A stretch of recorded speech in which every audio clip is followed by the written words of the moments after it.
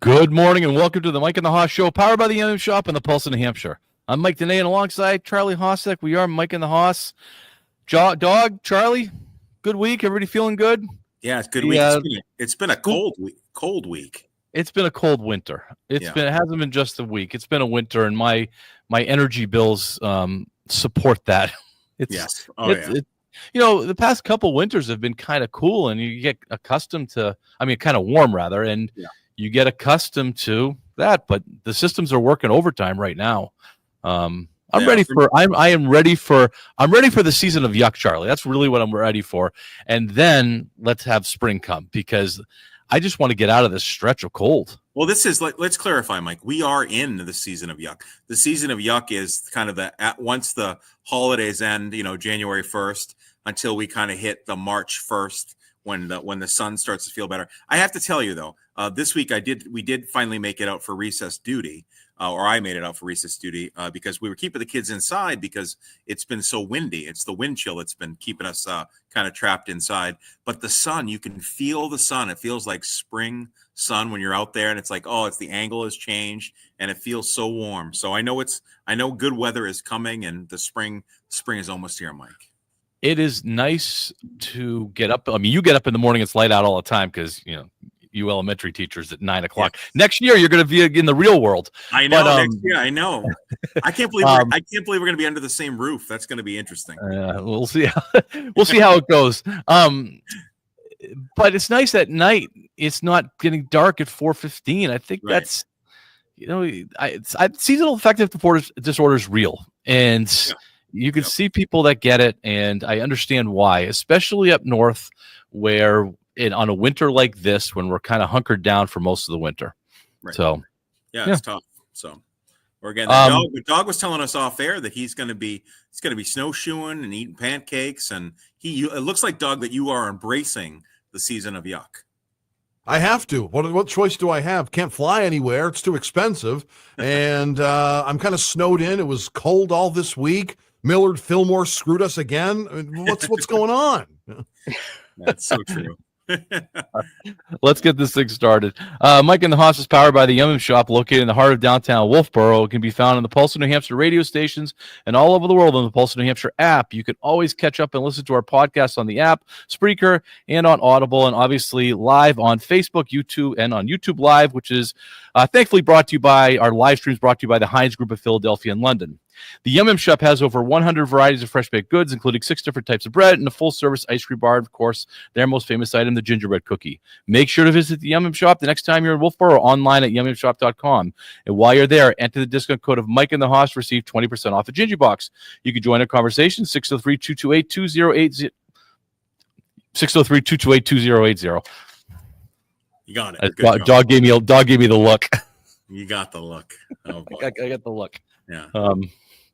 Anyway, so let's talk about opening takes. We're getting ready for baseball season, Charlie. But what's happened over the past 2 weeks with hockey is really what's the talk of the sports world. So opening takes are brought to you by the Back Bay Boathouse, where you can enjoy delicious food and drinks right next to the lake. Don't forget to order the $5 Mike and the Hoss penalty box during happy hour Monday through Friday from 3 to 5 p.m. All right. Do you mind if I go first? Because I think I am feeling baseball season. We get a lot, some good baseball stuff to talk about, and we could certainly spend a large part of our show talking about that as we move into baseball season. But like I said just a second ago, the hockey world is standing up right now because of the Four Nations and the success that this tournament had. I don't think anybody expected. I don't think anybody expected. And I think what it's done is created a blueprint for all-star games moving forward for not just the NHL, but I think the NBA is obviously looking at this. You've heard about the U.S. versus the world doing a format like that. We'll talk about the NBA all-star game in a little while. The World Baseball Classic, we saw how that was successful. Now, is this going to move into let's make a game with the United States versus the rest of the world, the Dominican, Japan, whatever, have a 3 games tournament. I think that this is the start of something very big, because they were able to put this in. They were able to design a tournament that basically happened in a week. Mm-hmm. Right. And so, it's not a month-long break from the NHL. They basically happen in a week. Now, the geopolitical backdrop has added an enormous amount of energy to this whole thing.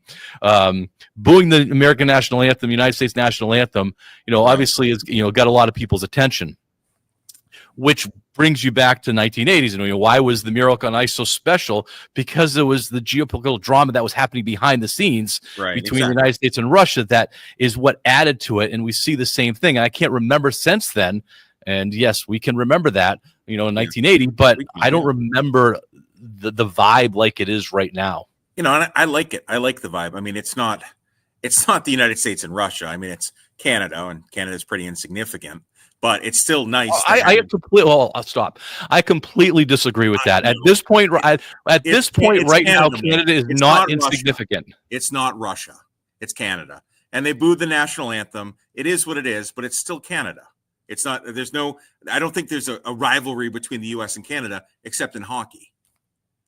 So I mean, are we gonna debate tariffs? Like what is this? What does this have? No, I think we could debate the whole geopolitical backdrop that's happened over the past few weeks.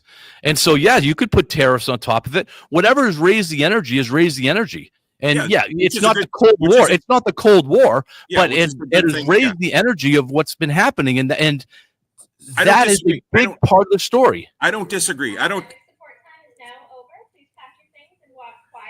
So Charlie's got announcements at school going on. Yeah, I'm sorry about that. No, sorry about that. I hope you didn't get the announcements about that. So no, the one thing I was going to say, I don't disagree with you, Mike. I think it's awesome that the geopolitical backdrop and stuff. I just didn't. My take on that was I'm not concerned about getting blown up by nuclear missiles like we were back in the 80s from Canada. That's all. But I love the fact that actually the Canadian fans were booing the national anthem because it just added more flavor to the game. Yeah, and the Canadians that were booing the U.S. national anthem, putting yourself on that side of it, I got it. Whether I agree with it or not, I got it. I got why they were where they were booing, because of what has been happening, and that added to it. And then the three fights, and we're going back to last Saturday now. Three fights that opened the game, regardless of how the finals ended up, the three fights that opened the game last Saturday. Was something nobody expected, because even though we got a little dose of it in the first two games with Finland, Sweden, and when Canada played Sweden and so on, and the United States plays Finland, we said, oh, they're playing hard. They're going at it. Yeah. That was nothing compared to that game on Saturday night between the United States and Canada. And to have the Tkachuk brothers open up with two fights and then a third one right after, 9 seconds, three fights, in what is traditionally been an all-star exhibition. That wasn't an all-star exhibition. No. That was an old back alley grudge match. Yeah. And you have fully converted me, because I actually knew when the game was going to be aired, last week, the first, and I've been watching all the games. It's been, I specifically have been making my, plans in the evening around watching hockey, and it's been awesome. I mean, I even watched a couple of the games that the U.S. wasn't in. It's just fun hockey to watch the best players in the world play hockey. And you're right. It is the new blueprint. I mean, the fact that the NBA, and we'll talk about this, right, Mike? But the NBA should be embarrassed about the product that they put out compared to the four nations. It's like, oh my gosh, this is the way to go. They are embarrassed. They are. Don't make no mistake. They're embarrassed. Second lowest rated All-Star game of all time. Second lowest rated, which a couple of years ago, the All-Star game was the lowest rated. So yeah, they're embarrassed, guys. Yeah. There. And I don't think I think what happened with hockey caught everybody by surprise. And did it match 1980? No, but I think it was probably one of the greatest of hockey events since 1980. Yeah. That Saturday night game last week. And then leading up to the finals, all over social media, you're seeing miracle speeches. You're seeing, those leading up to it. The ratings tonight are going to be, the ratings on Thursday were through the roof. And it's, I don't know what to say. It's just, I open with this is the blueprint for all-star games moving forward, and I think that's what's going to happen. Yeah. Whenever you have, like you made a great point, Mike. Whenever you have Mike Eruzione come in and addressing the players in the locker room, and and talking about Miracle and all that, it's awesome. It's just awesome stuff. And the players, you probably saw some of the interviews. The players talking about how their favorite movie is Miracle, and they're rewatching it and just getting fired up about the what can be and what is. It's amazing. Yep. So, again, moving forward. Now, here's a question for you: does the Four Nations give a shot in the arm for the NHL in general? Does this put a little more excitement in the NHL season, where now you might get a few fringe fans that are going to tune in to see what's happening because they got enjoyed watching the Tkachuk brothers, for instance, because they become national heroes. Are people going to pick up and watch an Ottawa game or a Florida game and to see these guys? I think so, because now some of these players are now becoming household names. Players on the other teams, not just the U.S. team. The Canadians as well. Brad Marchand. Things like that. People are realizing, wow, this is awesome. And yeah, I think you're right. I think people that were sort of kind of hockey fans, now they're going to be like, oh, look at this. Oh, they played in the Four Nations tournament. Let's watch this game. I think you're right, Mike. I think the NHL struck gold with this Four Nations tournament. I don't know if they knew that they were gonna strike gold with this, but man, they sure did. Dog, you want to add something there? Yeah, I don't think they did expect it, because when this came out, guys, it was announced last year at this time. You're thinking, what the hell's a Four Nations face-off? What is this? And then you see Finland. Finland shouldn't have been there, by the way. It should have been the Czech Republic. Finland has great players, but the Finns didn't finish. They did not play well in this tournament.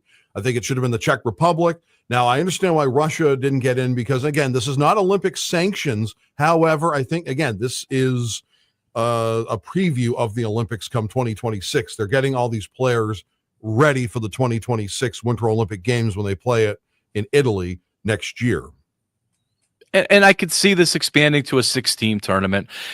I think the big question with Russia and the Czech Republic added to it, I think the big question is, can they repeat this? Is this the kind of format that they could do every year? And that seems to be like a lot to do every year, where maybe they follow a World Cup format that, you got the Olympics every 4 years, you got the World Cup every 4 years, and you just cross those, that kind of thing. I don't know. Yeah. I don't know if they can. Yeah. Well, and then you got the whole injury piece, because McAvoy's out, and for the Bruins, and McAvoy is going to miss some time with the Bruins. Yeah. With his upper body injury, and I think that's the NHL owners are not happy about that, because that's the reason why they don't want these guys playing in these kinds of things anyway, because of the potential injury and the essence they have in these players. So it's going to be interesting to see. LeBron. Yeah, no kidding. We're going to get to LeBron. We will get to LeBron. Yeah. Charlie, you want to pick yours up after the break? Yeah, that sounds great. Okay, we'll be right back. More Mike and the Hoss. All right, welcome back to Mike and the Hoss and the Pulse of New Hampshire. So this is normally our time to do New Hampshire sports, but we're going to continue, even though this section is brought to you by our New Hampshire sports segment, brought to you by Bailey's Bubble. We're going to continue with opening takes. But first, Bailey's Bubble, Charlie. Family owned and operated Bailey's Bubble in downtown Wolfboro serves the finest ice cream in the state from May through October. If you can't make it to Wolfboro for ice cream, you can still order their hot fudge, panucci, and butterscotch sauces at baileysbubble.com. My favorite sauce is their homemade hot fudge. When placing your order, don't forget to tell them that Mike and the Hoss sent you. All right, so my opening take, Mike, is there is, and we've seen it all this week, trouble brewing in Boston for the Boston Red Sox. Alex Bregman has been signed, and he's a third baseman. A gold glove third baseman. Baseman. Exactly. Rafael Devers is currently the starting third baseman, or at least he was last year for the Boston Red Sox.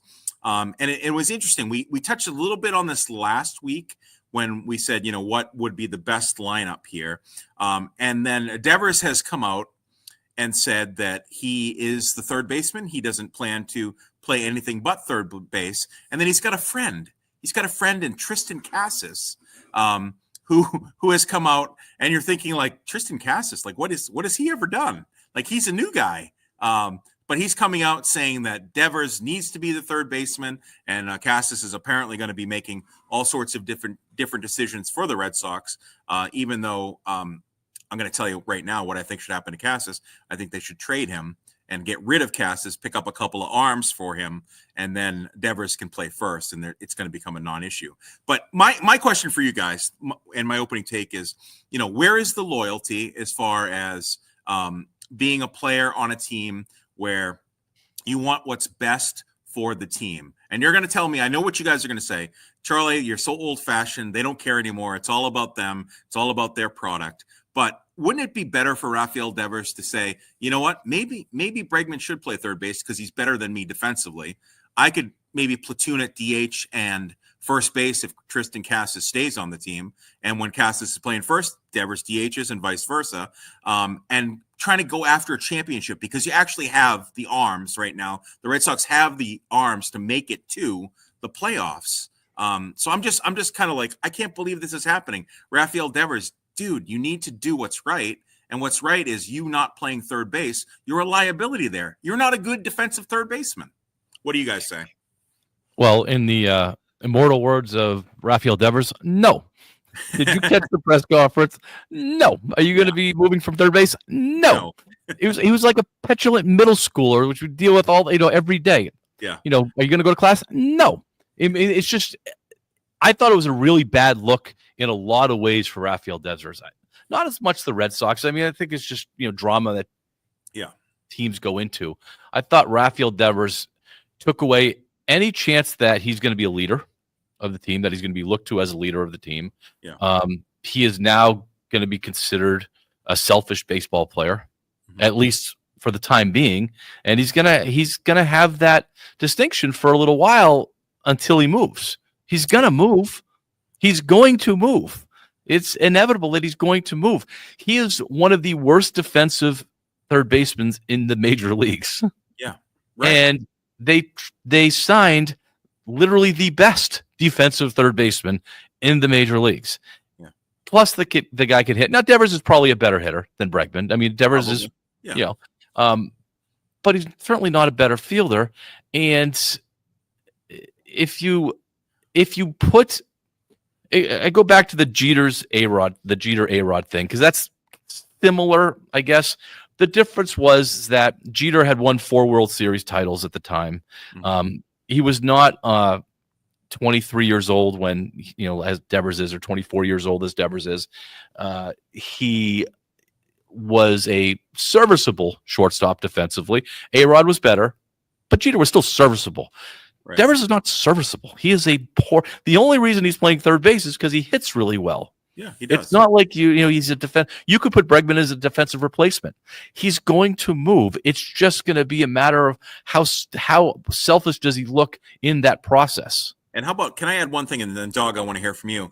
But how about this? How about my favorite baseball player, Mike Trout? He's no longer playing center field. He's moving to right field. So this is a guy that shows Mike Trout leadership. What's best for the team. He knows he needs to move to right field. It's not a problem. He didn't come up to the microphone and say no. He said, "Yep, that's what I got to do. That's what the Angels need, and that's what I am. That's what I am. I'm a leader. Mike Trout's a leader, and Rafael Devers, dude, you're still not even in Mike Trout's shadow. So and Mike Trout is showing leadership and exactly what needs to be done. Dog, your thoughts?" Yes, with Trout moving to right field also saves injury because center field is one of the more kind of dangerous positions in the outfield for sure. Guys, this has the chance now to becoming mutiny on the bounty because with Casas, if Casas said nothing, this would be a non-story. Because Casas is now batting for Devers, essentially, the clubhouse could now become a very uncomfortable place, awkward place to be for a World Series winning manager of Alex Cora's pedigree, because he just basically had one of the young kids in Casas undermine everything the organization essentially wanted to potentially do, to have Devers go to another position to facilitate someone who's not a butcher with the glove in Alex Bregman. I'm with Charlie, and you mentioned Charlie, and I put in our notes too that who does Casas think he is? We need to trade him. That wasn't his only comment this week. I don't know if you caught his comment about the Red Sox have Roman Anthony, Tristan Campbell, really legitimate, future major league talent that the ball club needs to have them up there if they're going to be successful. Right. And Casas was asked if they should make the opening day roster, and he emphatically said no, using this quote: "Guys shouldn't make the team, and the men need to establish themselves first." The men need to. The men, they have got to get him out of town as fast as they possibly can. Yeah. He's been kind of a weird guy for the past couple of years, doing some odd things. Yeah. You've seen him, working out in center field in a Spider-Man outfit and sunning himself and all that. Yeah, I mean, he's eccentric. At the very least, he's eccentric. Yes. There is a first baseman in Toronto that is looking for a place to play. And, Vlad Jr. coming to Boston, who has expressed interest in playing in Boston. Yes. This is not something that would be a rando thing. He has expressed interest. Can they meet trading Casas, who potentially could be an all-star? Casas potentially could be an all-star. So you're trading that kind of potential.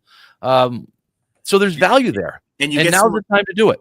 And you get someone like Guerrero, right? So he played he played right here in New Hampshire for the Fisher Cats for a few years.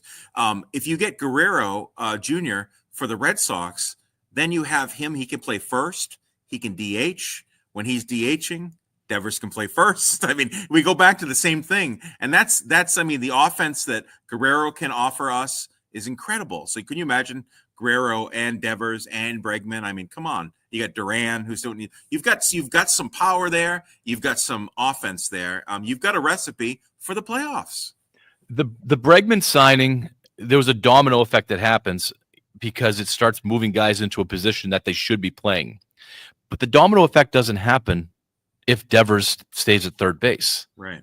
If Devers moves, you've got Bregman at third, Gold Glove. Trevor Story, when healthy, is a very good baseball player. Yes. All around. He's a hitter, a fielder. He's a very good baseball player. You get this rookie, potentially, Tristan Campbell, who is the number 2 prospect in all of baseball right now, or number 2 prospect for the Red Sox, number 9 overall, and which is legit. And so if you can bring him up, and he rose very fast through the ranks of the minor leagues, and then Devers at first base, or Casas at first base, or Guerrero at first base, and whoever's not, with the mix and is the DH. You have a lot of options there, and but it only works if Devers says, "All right, team first, I'm going to move." Right. So that'll be interesting to see what's going to happen with Devers. I mean, I don't know. I mean, obviously, I don't think any of us do. I don't know a whole lot about Devers as far as is he going to dig his heels in, or is that just his initial reaction? I mean, I don't know. It just seems like the team needs to be first, and if he's digging his heels in, a dog nailed it. There's going to be trouble brewing in the clubhouse, and this opportunity for the Red Sox to actually make the playoffs this year, and having us as fans, I know you're not, Dog, but as Red Sox fans being excited, this could definitely go sideways quickly. For 5 years since Devers been a Red Sox, you don't know much about him. He doesn't speak English very well.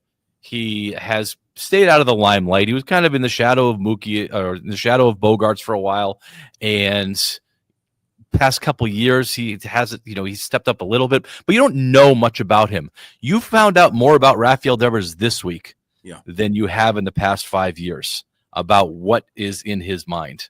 And what is in his mind is not the success of the Boston Red Sox. That is very obvious, because this is not a matter of you're just bringing in another third baseman with similar abilities. And no. You're bringing in the best defensive third baseman last year in the league. Yeah. And, he is the Gold Glove winner, and you're still going to dig in. It doesn't make any sense. No, it doesn't. So, yeah. So that Mike was my opening take. Do we have time to move on to Well, we referenced the NBA All-Star game, so let's do that so we can kind of put that to bed, since we talked about the Four Nations. So obviously last Sunday the NBA All-Star games, and it was the All-Star weekend. Yeah. overall, it was a very bad look for the NBA. And I wanted to talk about the skills contest that they did and the cheating done by San Antonio and how bad of a look that was. Yeah. Do they understand that the skills contest is not for them? The Right. skills contest is for the fans, Yes. and they're not looking to cheat the system. And so that's how the weekend opened up. And with San Antonio, and this was against the backdrop of the Four Nations game, USA versus Canada, was happening around the same time. And so you clicked onto one channel and you see these basketball players literally cheating the system, trying to cheat the system to try to get a better time. And then you turn it over to the ABC who was carrying the game, and you got the Kachuk brothers throwing haymakers in the middle of the ice to open the game. Right. You could not compare those two things. It was such a bad look for the NBA, and that was just a start. And then they went into Sunday, and LeBron shows up. You think he's playing, and then he decides, I'm not going to play. Yeah, I don't feel like. Yeah, but what? And he said, we're there for the socializing. We're not there for the game. We're there for the socializing. And the NBA is trying to pull, rabbits out of hats, trying to figure out a format that gets people involved. And they did this 4-team thing with G League players or whatever that thing was. And it's a race to 40 or however they called it. Nobody watched it. No. Nobody watched. I mean, it was such a dud of an experience for the NBA that we mentioned how, because of the Four Nations, there'll probably be people that tune into the NHL. Because of the NBA, there'll probably be people that tune out of the because of the All-Star game for the NBA, there's probably people that tune out. Right. Yeah. I mean, can you imagine wanting to see if LeBron's your favorite player, and I'm sure for some people he is, and then he just says, "Yeah, I'm not going to play." So it's frustrating. You know what LeBron would have played in though? Emily, I want your thoughts on this before we go to break. Is U.S. versus the world a legitimate, and Doug, you got to jump in on this one too, is U.S. versus the world a legitimate format for an NBA All-Star game? That's a question. It's not rhetorical. You guys can answer. Yeah, I think it's a great idea. How amazing. If you pick your 12 best U.S. players versus your 12 best rest of the world players, that would be awesome. And if they really, but only if they really played basketball, like it really went at it. Doug? That would work because you have enough foreign-born players now. You have arguably the best player in the game right now, and Nikola Jokic from Serbia. You have, again, arguably one of the best players in the game, SGA, Shai Gilgeous-Alexander. He's Canadian. You've got Luka Doncic from Slovenia. So you do have a potential USA versus the world. And I think, guys, based on the Olympics of last year in 2024 in Paris, I think Team USA kind of germinated the seeds a little bit with the LeBron, Durant, and Steph kind of dominating as they were in the Olympics when they got the gold medal. I think there's a chance here we're going to get a North America versus the world a la NHL late 1990s in the NBA All-Star Game when it moves to NBC next year, the Intuit Dome, Inglewood, California. And then if this doesn't work, let's say that they go with the old format or this current format, not this year's format because TNT is done, mercifully. If they go with the East versus West and it doesn't work out next year, you got to think maybe the NBA puts the All-Star Game on the shelf and then considers North America versus the world. Yeah, I think it's coming.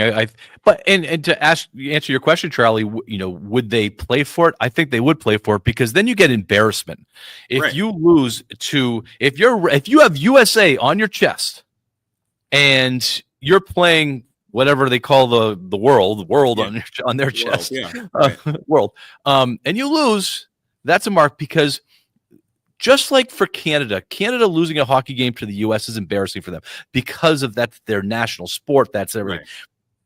If the United States loses that basketball game, it's going to be a mark against them. And if it happens once, it won't happen twice.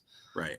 They might get caught by surprise once, but it won't be because they didn't try. And they'll put guys in there that try. And you know what that will create, Mike? That'll create a situation where say it's 12 players, those 12 players, people are going to really want to be competitive to get on that team. It's going to turn into, I want to be on that team. So it's going to be great.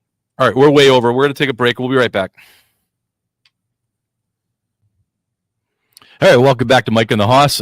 Before we get started, we need to mention, coming off the Four Nations tournament, the Bruins' first game back will be hosting the Ducks tonight. Pregame at 6:30, dropping the puck at 7 o'clock. That is probably going to be the McAvoy-less Boston Bruins.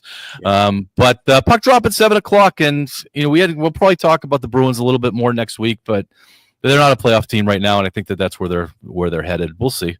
We'll see if this thing sparks them, but I don't know. I don't have a lot of confidence in the Bruins.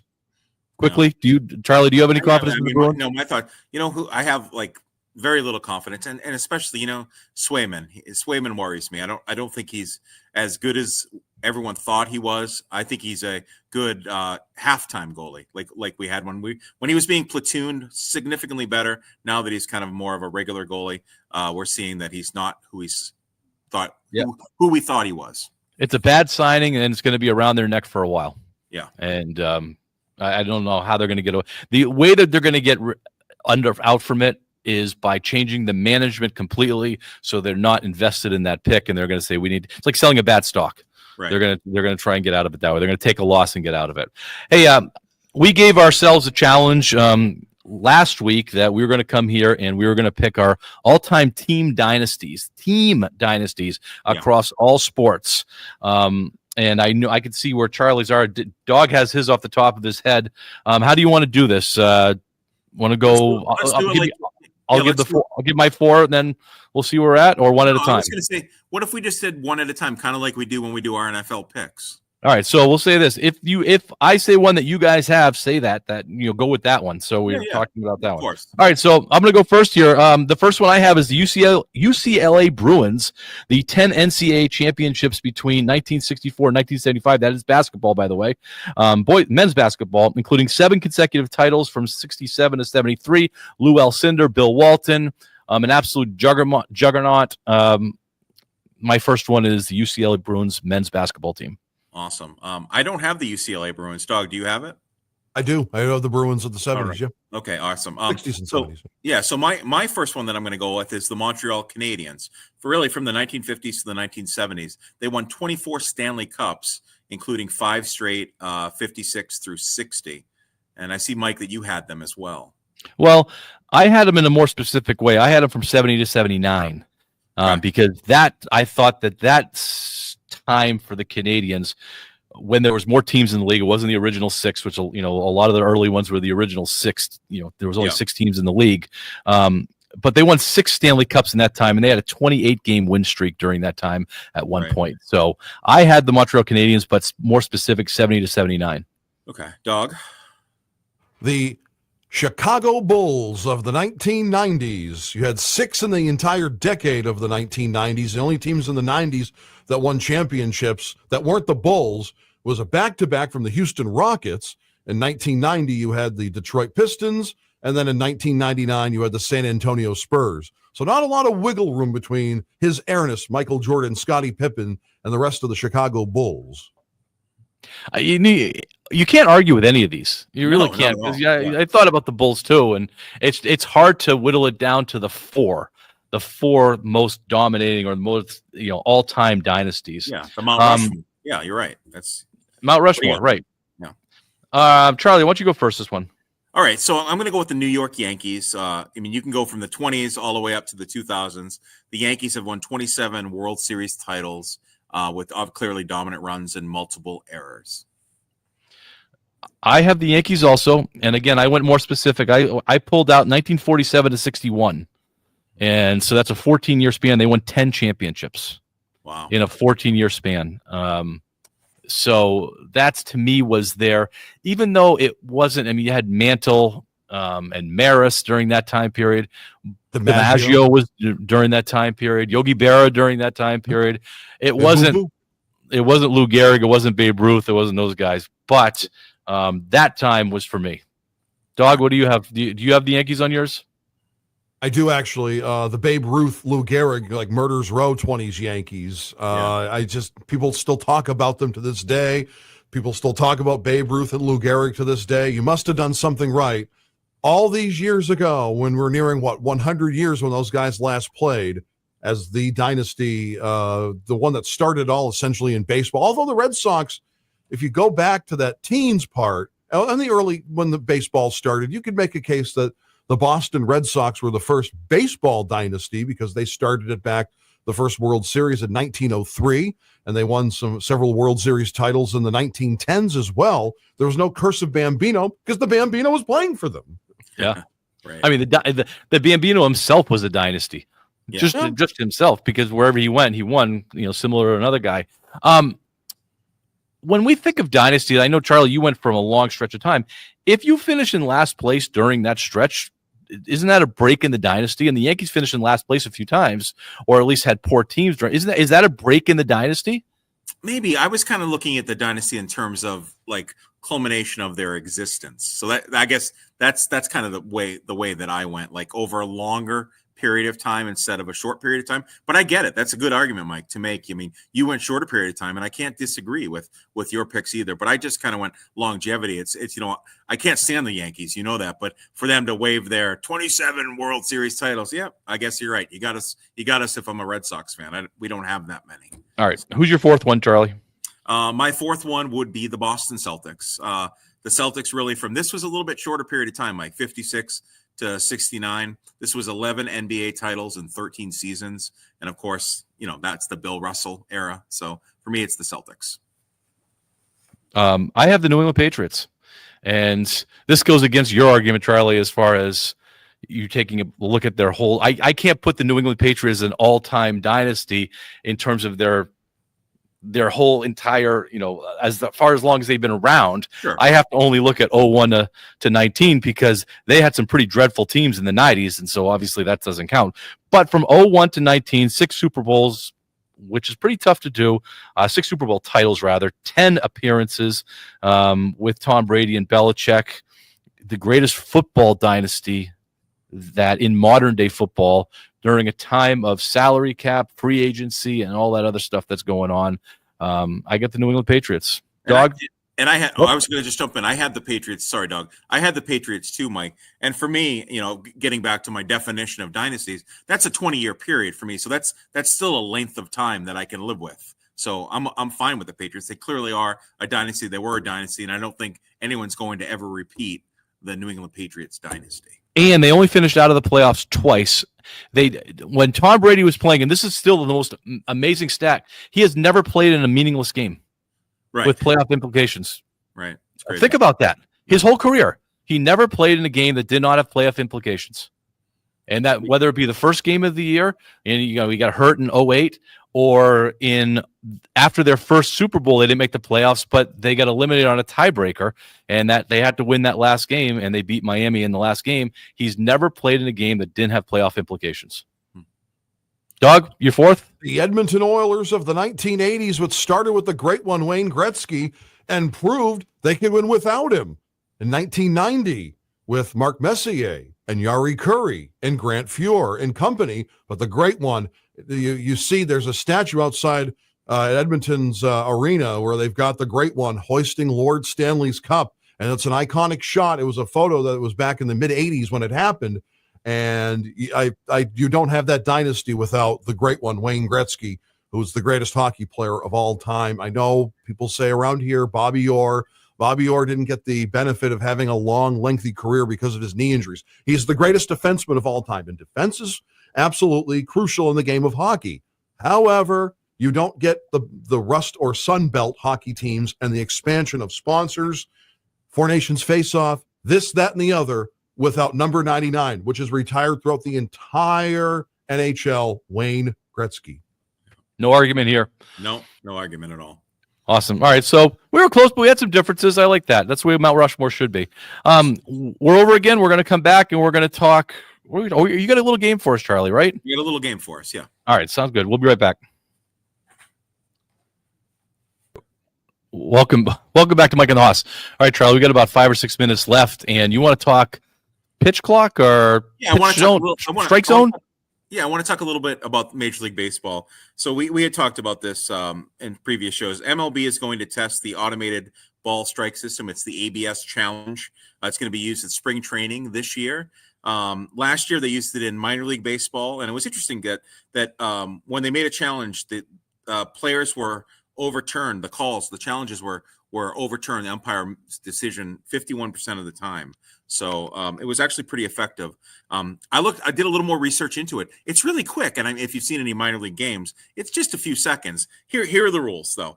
Each team, you get 2 challenges, guys, 2 challenges, and they will only lose their challenge if the umpire's call is confirmed.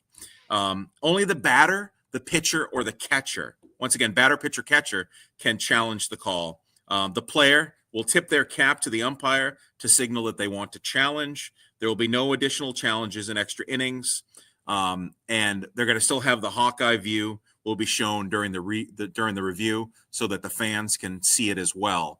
I like it because it doesn't take the human element out of the game, and it gives the players an opportunity to at least challenge a couple, during the game. You get 2, and just I don't know. I think I go back and forth with the human element in piece, but I think this is all right because it doesn't slow down the game. And this is the only thing is I do have a little bit of fear. Mike, you and I are umpires now. Is that what's going to happen is if this becomes a success, we're still going to have umpires, but they're going to have headpieces, and the automatic system is going to call ball, strike, and then the umpire will just go strike or ball. So.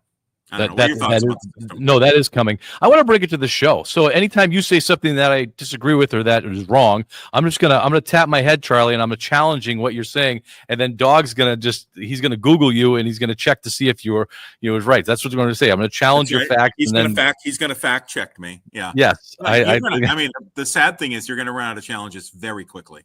So that is.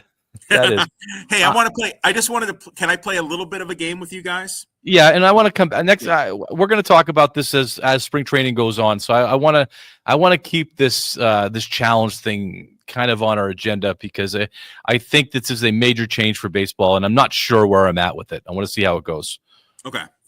Yeah, no, I agree with you. It'll be interesting to see, especially as spring training unfolds. All right, so this is taking a look. I wanted to kind of take a look. Major League Baseball stadiums. All right, so we know that we talk a lot, obviously, as Red Sox fans. Dog, you're a Cleveland fan, and all that. We talk about attendance and overall in the MLB, the past 2 years, attendance has been up pretty much across all of MLB. But I wanted to ask you guys. I'm going to give you guys kind of a gimme. To start with, I want to know if you guys know who had the lowest attendance for a Major League Baseball team last year. Dog, you want to go first? Sure, I'll go Marlins. Okay, Marlins. What do you think, Mike? I'm going to say Tampa. Okay, so the Marlins were second to last, and believe it or not, the last team was the Oakland Athletics. The Oakland Athletics. They were no longer. Oh, yeah, at the time, yeah. Yeah, at the time, last year. So last year was interesting. They averaged just their average attendance per game across the whole season. So for them, it would be the home field would be the 81 games was 8,000. 8,000. That was their average attendance. Next question would be who had the greatest attendance? And just so you guys know, this was crazy. This attendance was. Over the course, the average stadium attendance was 100%. They sold out every single game. Do you know who it is? I'm gonna go first on that one. I'm gonna say the Atlanta Braves.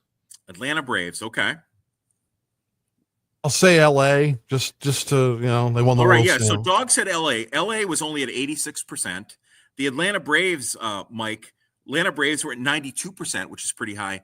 The number one team, San Diego Padres. Okay. They sold out every single game. Let's take a look at our teams. We'll take a look at the Red Sox, and then we'll take a look at the Guardians. So the Red Sox, it was crazy. The Red Sox only sold out 87% of their games, and their average attendance was just under 33,000. The capacity of Fenway is just under 38,000.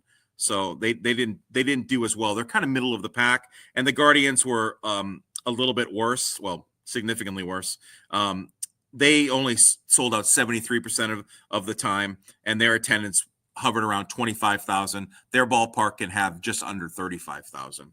So with the really three of them last year, Yeah. The home opener was not sold out. The one against Baltimore that I went to was close to a sellout. And then the game against Arizona, there was hardly anybody there.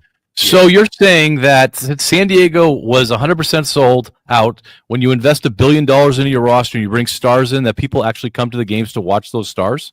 Go figure. Huh? Imagine that. Weird. Wow. That That's correlation weird. there. Yeah, the other teams that were pretty high, just so you guys know, the Philadelphia Phillies, they were at 96%. Of course, the Yankees were at 90%.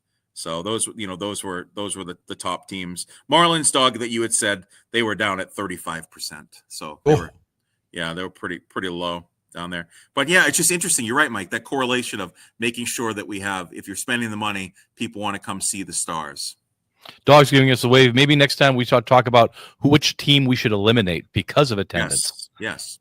All right. Hey, that's going to do it for us. Thank you for listening and tuning in. We will be back next week for more Mike and the Hoss.